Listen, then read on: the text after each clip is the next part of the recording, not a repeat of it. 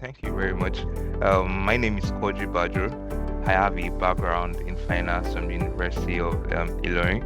So over time, across my career, I've worked as a financial modeler and trainer, and currently I work as an investment analyst at Black Iron Capital here in Nigeria.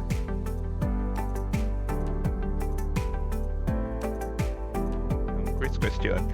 So I'll just share what my initial expectation was prior to joining the program. Although, like I said, I've worked as a financial modeler and trainer, and this actually translates that I have some experience in building financial models, both corporate and project finance models. However, I wanted to have a grasp of how the industry works, how the industry works, what actually makes up project finance beyond financial models and beyond just financing. Because over time in my workplace, I have come to realize that there are a lot of counterparties and there are a lot of agreements. So I'm actually curious about how these agreements, how they come in place, how does each agreement work, how does each counterparty, how do they have an effect, or what value do they bring to the deal in question. So I guess this has been met so far in the training. I guess during the live sessions, we had guest facilitators who had experience in the industry, right? Number of years of experience, and we're not just speaking to the theoretical aspect, actually bringing practical examples or practical situations where all of these concepts are being used. Also, the on-demand courses, that's the pre-recorded session, that's the financing infrastructure projects FIP course, and the DIP course had a lot of content that also speaks to all of these concepts. So I guess it's been an insightful trip since I began the training.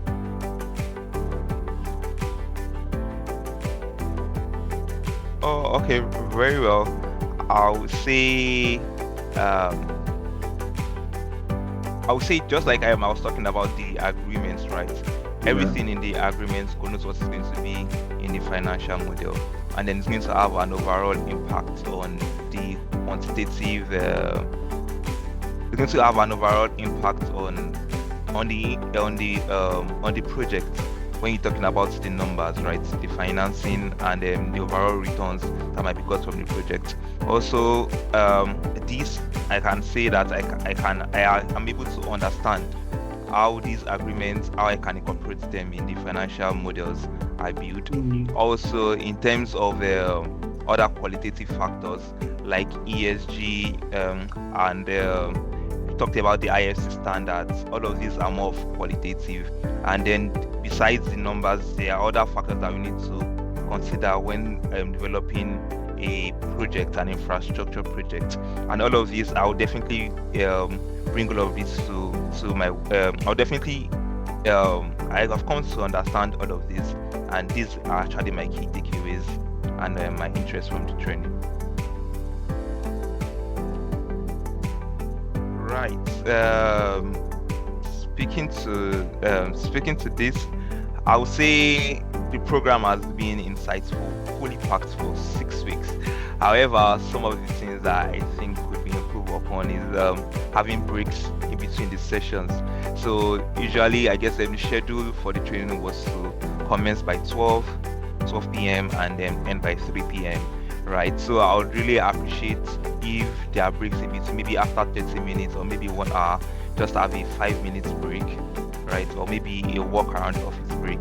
This will help to settle down. This will also help to keep the brain calm, right? And also attend to maybe some emails that might come around while the training was going on. Also, I would say 6 weeks, like the training is fully packed, like I said.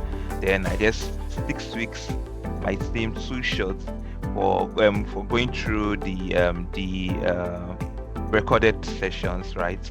And also attending the live sessions and completing the assignments. Like I can recall, while completing one of the assignments, my team member made a comment and she said, this is the master's course on its own.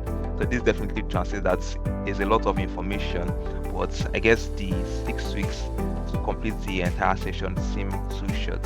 So I guess it should be looked into.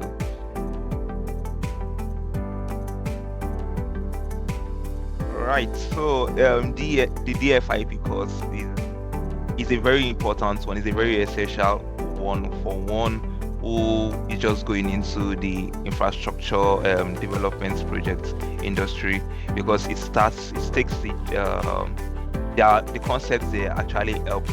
They are like from fundamentals and down to the apex. One we need to like have like an hammer to survive in the industry, as I would say. And then also key concepts like bankability is very key, right? Because the whole essence of having or developing an infrastructure project, having all the counterparty in place, is to have a successful project in all. So I tell them pillars of bankability like predictable cash flow, having construction delivery, right, and great operation of the infrastructure, and governance and sustainability are all very important, and all of these were taught during the session. So I would say it's a 10/10 for me, and I would definitely recommend it to a colleague. Oh, okay.